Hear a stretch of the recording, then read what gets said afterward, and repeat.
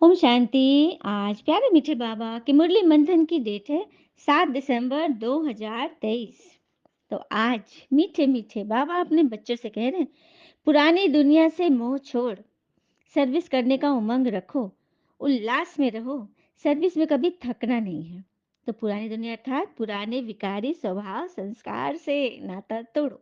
और यही संस्कार है ना, बातें पकड़ना, मूंझना, रूठना, बे बेवजह की बातें करना, टाइम पास करना, ये सब पापा कह रहे हैं छोड़ो और सर्विस करो। गॉडली सर्विस करो, उमंग उल्लास में रहो, सर्विस में कभी थको मत। हम्म क्योंकि थकने से क्या होता है ना, कहते हैं ना, जो व्यक्ति हर वक्त दुख का रोना रोता है, उसके द्वार पर खड़ा सुख भी बाहर से ही लौट आता है। तो जो थकेंगे तो हमेशा यही कहेंगे ना, अरे हम तो बहुत थक गए।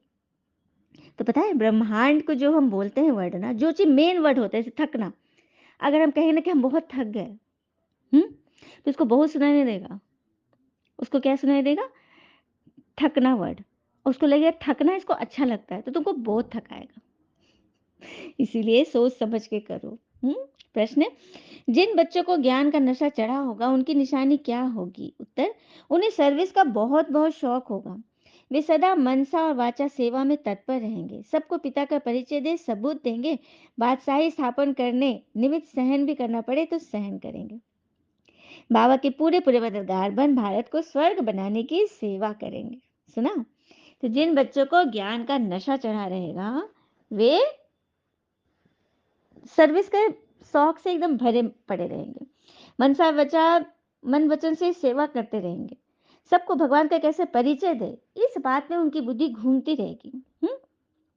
और राजधानी स्थापन हो रही है, स्वर्ग स्थापन हो रहा है, इसमें बहुत कुछ सहना भी पड़े तो वो भी सहेंगे। ऐसे बच्चे बाबा के पूरे पूरे मददगार बनते हैं और भारत को स्वर्ग बनाने की सेवा करते हैं, just like Pandav. Just like Pandav. Pandav किसके साथ थे? सबको पता है। हम्म ईश्वर के नियम पे चल रहे थे ना। भाई, श्री कृष्ण के रूप में भगवान ने ही उनको अपने पक्ष में रखा। कहते हैं ना, विनाशकाली विपरीत बुद्धि कौरवों की थी और विनाशकाली प्रीत बुद्धि पांडवों की थी। और पता है, एक बात आप सबको बड़ा आश्चर्य लगेगा कि 5 पांडव थे ना, पांचों पांडव में सिर्फ भीम ने कौरवों को मारा। सिर्फ भीम ने। पता है, मतलब उन 100 कौरव को, जो कौरव भाई थे 100, उनको सिर्फ भीम ने मारा। और एक बात और बता दूंगी कि भीम है योग और अर्जुन है ज्ञान। तो ज्ञान से हम विकारों को नहीं मार सकते। ज्ञान से बस हमें समझ होती है, शक्ति नहीं होती है। योग में शक्ति होती है, क्योंकि योग करेंगे तो भगवान की मदद मिलेगी और उससे उससे विकारों का नाश होगा। तो भीम है योग, योग के द्वारा ही कौरवों को मारा गया। हम्म और दुर्योधन है काम, कामना, और दुशासन है क्रोध। ज्ञान से हम किसी कौरव को, अधर्मी को नहीं मार सकते, योग से मार सकते हैं।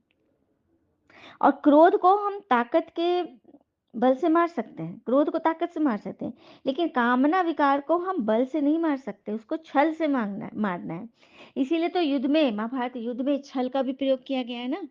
हाँ, अश्वत्थामा मरे, कृपाचार्य, द्रोणाचार्य, सबको ऐसे ही किया गया, छल से। क्योंकि जो बुरे का साथ देंगे उनका नाश तो जरूरी है। अब जैसे कर्ण, कर्ण तो कुंती पुत्र ही था, सबसे पहला पुत्र कर्ण था, लेकिन वो किधर था? कर्ण अर्थात कान। कान जिसके विकार के साथ है, जो विकारी बातें ही सुन रहा है, विकार का ही पक्ष ले रहा है। अब जैसे ऐसे बच्चे बाबा के भी बच्चे हैं, मुरली रोज सुन रहे हैं, हाँ, लेकिन कान के कच्चे, व्यर्थ बातों को एंट्री दे रहे, व्यर्थ बातों में ही चल रहे हैं। यहाँ तक कि बाबा घर पे भी उनको कमी कमजोरी ही दिखती है। तो ये यज्ञ के जो अपोजिट है, जो यज्ञ के की निंदा करा रहे हैं, समझो कि वो भगवान के खिलाफ खड़े हैं। तो ऐसे बच्चों का भी रथ ऐसी जगह फंसेगा जहां से वो बच नहीं सकते। मतलब ऐसे बच्चे भी बच नहीं सकते जो कि यज्ञ के विपरीत खड़े हैं। इसलिए कुछ भी हो, हमें निंदा की तरफ जाना ही नहीं है। बाबा ने कभी नहीं छुट्टी दी कि बच्चे तुम निंदा करो। हम्म। और भीष्म पितामह का भी अंत कैसे हुआ? परंपरा से बंधे हुए थे। परंपरा, ये परंपरा बनाया किसने? हाँ, परंपराएं दूषित नहीं थी, लेकिन वो खड़ी किसकी तरफ थी? विकार की तरफ। तो उसका तो नाश होना ही है। और एक तीर से नहीं वो मरे, कितने तीर लगाया गया उनको, क्योंकि वो पक्के थे, मजबूत थे, लेकिन खड़े थे अधर्म की तरफ। है ना बड़ी बात। और एक चीज और, जरासंध को भीम ने जब मारा था तो उसके बारे में था ना, कृष्ण जी ने बताया इसकी टांगों को, जांघ को मतलब अलग करो, तोड़ो, वहीं पे अमृत है, कुछ ऐसा कुछ था। लेकिन जब जब वो दोनों जांघों को सीधे तरफ से फेंक रहा था एक ही दिशा में, तो वो आकर चिपक जा रहे थे। तो ये दो टांगे किस चीज का प्रतीक है पता है? काम और क्रोध। काम और क्रोध। हम बच्चे भी सोचते हैं, प्रतिज्ञा करते हैं ना, हम पवित्र रहेंगे, व्यर्थ चिंतन से मुक्त रहेंगे, लेकिन कैसे प्रतिज्ञा करते हैं? बस थोड़ा सा दूरी कर देते हैं, लेकिन वो सीधे सीधे ही है, सीधे सीधे ही है, बस थोड़े समय के लिए उसको दूर करते हैं अपने से, लेकिन वो फिर से वापस जुट जाता है, व्यर्थ विचार जुट जाते हैं। तो फिर क्या बताया, क्या बताएगा, विधि क्या थी? उनको सीधी दिशा में नहीं फेंको, ऐसे उल्टी दिशा में फेंको जिससे वो कभी जुड़ ही नहीं पाए। तो इस तरह से जरासंध के जब दोनों पैर को जब उल्टी दिशा में फेंके, गलत दिशा में, ताकि दोनों एक दूसरे संपर्क में नहीं रहे, तभी खात्मा हुआ विकार का। तो ऐसा करना है, ठीक है? अपनी प्रतिज्ञा को इस तरह से मजबूत करना है, तभी तो हम ईश्वर का काम कर सकेंगे, है ना? और स्वर्ग बनाने में बाबा की मदद करेंगे, भगवान के पूरे पूरे मददगार बनेंगे, सच्चे सच्चे पांडव हम ही बनेंगे। गीत है, माता ओ माता तू सबकी भाग्य विधाता। ओम शांति। अब नंबरवार पुरुषार्थ अनुसार बच्चे माता को जानते हैं, मम्मा। माता पिता सौभाग्य देते हैं, है ना? हमारे सौभाग्य कौन प्रदान करता है? बच्चे को माता पिता सौभाग्य विधाता है और भाग्य विधाता भी है। सौभाग्य विधाता उन्हें कहेंगे जो पुरुषार्थ कर अपना पूरा सौभाग्य बनाते हैं। यहाँ माता पिता स्वयं भगवान हमें भाग्य बांट रहे हैं, फिर भी हम न ले तो हम क्या बन गए? फिर बाबा बोल रहे बच्चों में सर्विस करने का बहुत शौक होना चाहिए। किन्हों को भल उमंग आता है, परंतु सर्विस करने का ढंग नहीं आता। उमंग तो आता है कि सर्विस करने का ढंग ही नहीं है, विधि नहीं है। डायरेक्शन तो बाबा रोज देते हैं, लिखत भी बड़ी रिफाइन चाहिए। हाँ, चित्रों पर भी समझाना है अच्छी रीति। कल भी बाबा ने बोला था चित्र ले जाओ, कितनी त्रिमूर्ति, झाड़, सब चित्रों पे चित्र समझाओ। तुमको सर्विस के तो बहुत चांस मिलते हैं। बाबा क्यों सर्विस पे बार बार बोलते हैं? क्योंकि सर्विसेबल बच्चे ही बाबा को प्यारे हैं। कहते हैं ना, दिल में वही बसते हैं जिनका मन साफ हो, क्योंकि सुई में से वही धागा प्रवेश करता है जिसमें कोई गांठ न हो। तो मन में कोई गांठ अगर है, क्या, क्यों, कैसे, ऐसे वैसे, दर्द, चिंता, परेशानी, फालतू की बातें, व्यर्थ की बातें, किसी के अवगुण पकड़ के रखे हैं, तो वो धागा परमात्मा सुई के भीतर दिल में नहीं समा सकता है। तब हम सबको चेक करना है कि क्या हमारे अंदर कोई गांठ है, किसी के प्रति कोई बात है जो कि हमारा बहुत नियर एंड डियर है, उसके बारे में यदि मन में कोई खोट रखे हुए हैं, कोई नेगेटिव पाल के रखे हैं, या ये भी पाले हैं कि फलाना ऐसा क्यों है, क्यों, क्या, कैसे रखे हैं, तो यही तो वो गांठ है जिसे हमें खुद ही खोलना है। क्योंकि अगर सामने वाला कोई बताएगा भी, तो जब तक हम अपना मन साफ नहीं करेंगे, हमको उसकी बात भी नहीं हटेगी। और कहते हैं ना, सिर्फ दुनिया के सामने जीतने वाला ही विजेता नहीं होता, किन रिश्तों के सामने कब और कहां पर हारना है, यह विधि जानने वाला भी विजेता है ना? तो बहुत कुछ सोच समझ के चलना पड़ता है। फिर बाबा बता रहे हैं कि दुनिया में तो कहते रहते हैं कि वन रिलीजन हो, वन गवर्नमेंट हो, लेकिन पता ही नहीं वन गवर्नमेंट कब था। तो भारत में था, जब स्वर्ग था वो भारत। हम्म। 1000 वर्ष पहले, 5000 वर्ष पहले राम के राज्य में एक ही गवर्नमेंट थी, दो तो थी ही नहीं। जो ताली बजे, ताली बजना, यहाँ पे बाबा ने मुहावरा का प्रयोग किया। ताली कब बजे, आवाज कब होगा? जब एक के साथ दो हाथ मिल जाएंगे, एक ही ताली है। इसीलिए बाबा मधुबन में जब भगवान आते हैं तो क्या दीदियाँ लोग अनाउंस करती है, एक हाथ की ताली बजाइए, कोई आवाज़ नहीं, क्योंकि भगवान को आवाज़ नहीं पसंद है। इसे सत्य त्रेता में आवाज़ें नहीं होती, शांति से हर काम हो रहा है। तो ताली बजेगी नहीं, ताली 2 हाथ से जब ताली बजी, 2 विचार जब मिले और दोनों में द्वंद है, मतभेद है, तो ताली तो बजेगी ज़ोर-ज़ोर से और आवाज़ें गूंजेगी और उसके साथ फिर और 2, 3, 4 भी जुड़ जाएँगे। हाँ? दुनिया में चाहते तो है वन गवर्नमेंट हो, वन रिलीजन हो। कहते हैं हिंदू चीनी भाई-भाई, लेकिन देखो आज आज क्या दशा है सबको पता है। चाइना के साथ किसका संबंध है। तो ये कहना तो रॉन्ग है ना, सिर्फ कहने से नहीं होता हिंदू, मुस्लिम, सिख, ईसाई आपस में सब भाई-भाई। ज़रा भी भाईपना नहीं है। तो ये चीज़ घोर कलयुग में हो ही नहीं सकता। ये सिर्फ सतयुग स्वर्ग में थी। जब भगवान भगवती की गवर्नमेंट चलती थी, एक गवर्नमेंट थी। भक्ति मार्ग तो आता है बाद में, सत्युग त्रेता में भक्ति होती नहीं। मनुष्य अपना अहंकार बहुत दिखाते हैं, परंतु ज्ञान कौड़ी का भी नहीं है। यूँ ज्ञान तो सबको बहुत है, किताबी ज्ञान बहुत है। शास्त्रों के ज्ञान पर एक बात बताऊंगी, भले कई लोगों को थोड़ा खटकेगा भी, लेकिन बात सही है। क्योंकि इनमें जो सच्चाई है वो सिर्फ नमक मिसल है। तो भूसा 2 तरह का होता है। जगदीश भाई हमारे सबसे नामी ग्रामी, कितनी सारी किताबें लिखे, आदि पुरुष हमारे संस्था के, हाँ, नामी ग्रामी यज्ञ सेवक। तो उन्होंने जब बाप दादा से मिलन कर रहे थे तो उसमें भगवान ने बोला कि एक भूसा होता है, इसे गाय खाती है, यूज हो जाता है उसका। लेकिन एक भूसा है, ये शास्त्रों में लिखी बातें, जिसे कि जिसे तो यूज भी नहीं है। इसी से तुम्हारे दिमाग में ना भूसा भर गया है। इसे निकालो, इसे भूलो, परंपरा को तोड़ो। वही भीष्मिता वाली बातें, परंपरा से जो बंधे और दिशा अगर सही नहीं है तो उसका नाश तो होगा ही होगा, आपका रथ तो फंसेगा ही फंसेगा। तो ये बात है ना। बट परंपरा, मैं ये वार मानता हूँ, ये दिन मानता हूँ, ये सब क्या है? ये सब परंपरा ही तो है। ईश्वर का जो बच्चा है, जो सच्चा बच्चा, उसके लिए हर दिन हर वार सही है, क्योंकि वह हर दिन ईश्वर की याद से बिता रहा है। उसके लिए हर दिन शुभ मुहूर्त है। ये बच्चों का अनुभव है। हमने सब परंपरा तोड़ दी, कुछ नहीं मानते हैं सिवाय इंसानियत के, सच्चाई के, भगवान की श्रीमत के। क्योंकि इसी के बल पर हम अपने मन को जीत रहे हैं। वही बाबा कह रहे हैं ना कि अहंकार सबको बहुत है। ज्ञान मानते हैं, हमने बहुत शास्त्र पढ़े, लेकिन समझ बिल्कुल नहीं है। डॉक्टरी का ज्ञान, बैरिस्ट्री का ज्ञान बहुत है, लेकिन ईश्वर का ज्ञान नहीं, सत्यता का ज्ञान नहीं है। तो तुम बच्चों को सर्विस का शौक रखना है ना, आखिर कौन बताएगा उन्हें? सत्य से कौन मिलाएगा? हम्म?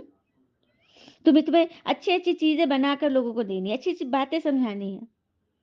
जैसा मनुष्य वैसा निमंत्रण दिया जाता है, नब्ज देख कर सुनाओ। जैसे गवर्नमेंट में बहुत ऑफिसर्स होते हैं ना, एजुकेशन मिनिस्टर, चीफ मिनिस्टर। तो तुम्हें सबको इतना अपने अंदर धारणा करनी है, अपनी वाणी में इतना वजन भरना है, ताकि उन जैसे बड़े बड़े लोगों को भी भगवान का परिचय दो और भगवान की सेवा को दिन रात रात चौगुनी आगे बढ़ाओ। तुम स्वर्ग बनाने में ईश्वर की मदद करते हो। वह दिन प्रतिदिन दुनिया वाले तो नरकवासी बनते जाते हैं, तुमको तो बाबा ने स्वर्गवासी बनाया, स्वर्ग में रहने लायक बनाया। तो क्या तुम सिर्फ अकेले जाओगे? सबको ले जाना ना, अपने अपनों को तो ले जाना ना। हमारे दुनिया, हमारे लिए तो विश्व के सभी आत्माएं अपने हैं। हम तो चाहते हैं कि सब चले। बाबा स्वर्ग की स्थापना कर रहे हैं, क्योंकि वह है ही हेवनली गॉड फादर। हाँ, जो वन डीटी गवर्नमेंट स्थापन कर रहे हैं, वन डीटी गवर्नमेंट, देवी देवता का सरकार। देवी गवर्नमेंट नहीं, दानव की गवर्नमेंट नहीं, देवी गवर्नमेंट, देवताओं की गवर्नमेंट, भगवान की गवर्नमेंट स्थापन हो रही है। हम्म? हाँ, वहां बच्चे भी बहुत अच्छे अच्छे होंगे। जगदीश संजय भी है, परंतु संजय तो सब है ना, एक नहीं।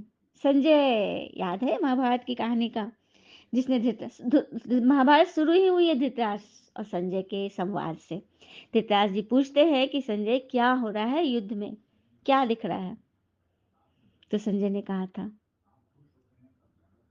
धर्म क्षेत्र कुरुक्षेत्र, ये डायलॉग शुरू हुआ था।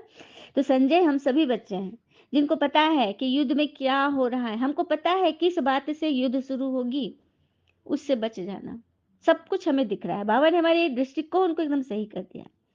तो तुम्हारा हर एक का काम है, तुम हर एक संजय हो, तुम्हारा काम है सबको सच्चाई का रास्ता दिखाना, सबको भगवान से मिलाना, सबको यह दिखाना कि किस तरह से महाभारत युद्ध होता है और उसके लिए हमें किस तरह से उस पर जीतना है, अपने विकारों पर हम कैसे जीतेंगे, ये सबको बताना है। तो है ना सभी एक एक संजय बच्चे? हाँ जी बाबा। लेकिन तुम तो हो गुप्त, कितने विघ्न पड़ते हैं, सर्विस लायक तो बने नहीं हो।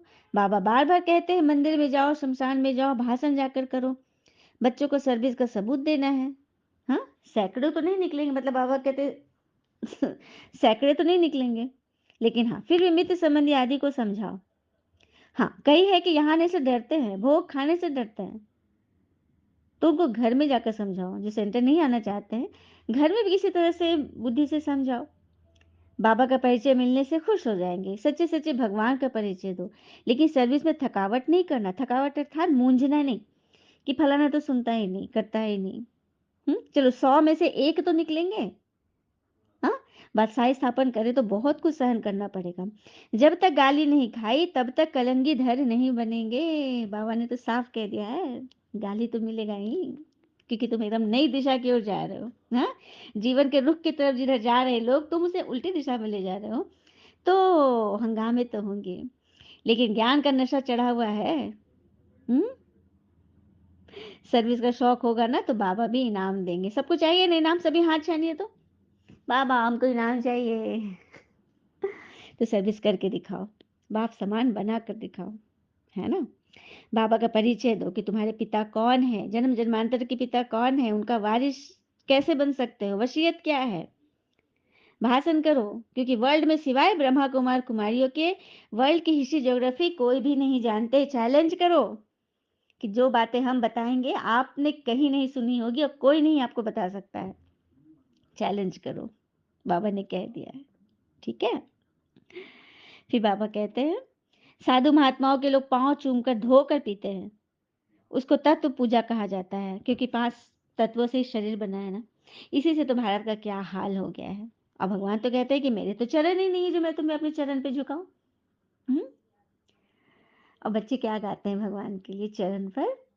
चरणों में जगह मांगी थी, तूने दिल में बसा लिया, थी एक नजर के प्यासे, नजरों में समा लिया, आपका शुक्रिया, आपका शुक्रिया। वरदान भरी दृष्टि से हमें बनाया त्रिकालदर्शी, सद्गुणों के ज्ञान सुनाकर हमें अपना है बनाया, वरदानों से झोली हमारी भर दिया, चरणों में जगह मांगी थी, तूने दिल में बसा लिया। तो देखा ईश्वर से हमने क्या मांगा था, और भगवान हमें कितना ज्यादा दे रहे हैं, जो कि हम सोच भी नहीं सके, स्वप्न में भी नहीं था। तुम हो भारत के सौभाग्य विधाता, तो तुम्हें कितना नशा रहना चाहिए, है ना। तुम बच्चे को यज्ञ की स्थूल सेवा भी करनी चाहिए और सूक्ष्म भी। तो अभी सुनाया गया था ना कि कर्ण कौन बनते हैं? जो यज्ञ की निंदा करते हैं, ब्राह्मण बच्चों के प्रति व्यर्थ अवगुण निंदा आदि करते हैं। तो ऐसा नहीं करना, न सुनना है न करना है, ठीक है। फिर बाबा कह रहे हैं बड़े शहरों में बहुत फैशन है, गांव में अच्छी सर्विस होती है ना। तो तुम्हें हर जगह जाकर सर्विस करनी है, शहरों में भी अच्छी रीति सर्विस करनी है। अच्छा, मीठे बच्चों प्रति भगवान की नमस्ते, हम बच्चों के भी प्यारे बाबा को नमस्ते। धारणा के लिए मुख्य सार, पहले पॉइंट, बुद्धि योग एक बाबा से रखना है, मन मना भव के छू मंत्र से इस दुनिया को स्वर्ग बनाना है। दूसरी पॉइंट, सर्विस में कभी थकना नहीं है, स्थूल सेवा के साथ साथ रूहानी सेवा भी करनी है, मन मना भव का मंत्र सबको याद दिलाना है। वरदान, पिता समान हर आत्मा पर कृपा व रहम बरसाने वाले मास्टर रहम दिल भव, पिता समान हर आत्मा पर कृपा व रहम बरसाने वाले मास्टर रहमदिल भवन। तो जैसे बाबा रहमदिल है, ऐसे आप बच्चे भी सब पर कृपा व रहम करेंगे, क्योंकि पिता समान निमित्त बने हुए हो ना। ब्राह्मण आत्मा को कभी किसी आत्मा के प्रति घृणा नहीं आ सकती, चाहे कोई कंस हो, जरासंध हो या रावण हो, क्योंकि सभी अपने अपने परंपराओं में बसे हैं, फंसे हैं। और हम बच्चों को सब दिखाई दे रहा है, तो हमें उनके प्रति सिर्फ शुभ भावना, शुभकामना, अच्छी सोच, अच्छे व्यवहार से हम उनको भी इस कुचक्र से निकाल सकते हैं। हम्म? कल का स्लोगन याद है ना? अपनी शुभ वृत्ति से, शुभ भावनाओं से दूसरों की भी वैध भावनाओं को हम परिवर्तित कर सकते हैं, है ना? तो कोई भी हो, कैसा भी हो, लेकिन रहमदिल पिता के बच्चे कभी किसी से घृणा नहीं कर सकते। परिवर्तन की भावना, कल्याण की भावना रखेंगे, क्योंकि फिर भी अपना परिवार है, परवश है, परवश के ऊपर घृणा नहीं आ सकती। अब किसी आत्मा के शरीर में भूत घुस गया, तो क्या उसे घृणा आता है कि उस पर दया आती है? क्योंकि वो आपका परिवार का है। हाँ, उसके ऊपर जिन आ गया, उसके ऊपर कोई आत्मा आ गई, तो उसके लिए कितना चिंता होता है, उसके लिए हम कितना प्रार्थना करते हैं, कितना मन्नत मांगते हैं। उस पर गुस्सा नहीं करते, क्योंकि पता है कि ये परवश है। उसी तरह कोई भी व्यक्ति जब विकारों के वश गुस्सा कर रहा है, नफरत कर रहा है, अब जिसके पास जो है वही तो देगा। हम्म? तो दया का पात्र है, तो उसके लिए अच्छी अच्छी बातें सोचे और रहमदिल बने। ठीक है? स्लोगन: मास्टर ज्ञान सूर्य बन, शक्तियों रूपी किरणों से कमजोरी रूपी किचड़े को भस्म कर दो। मास्टर ज्ञान सूर्य बन, शक्तियों रूपी किरणों से कमजोरी रूपी किचड़े को भस्म कर दो। सुना? जैसे सूर्य के आगे कोई भी कचरा नहीं रहता है, भस्म हो जाता है, उसी तरह से आप मास्टर ज्ञान सूर्य बन, जो भी कमी कमजोरी आपके अंदर है उसे अपनी शक्ति से भस्म करो। अच्छा, ओम शांति। शुक्र है मीठे बाबा वो बाबा के प्यारे प्यारे बच्चे, आप सबका जीवन सदैव शुभ हो। ओम शांति।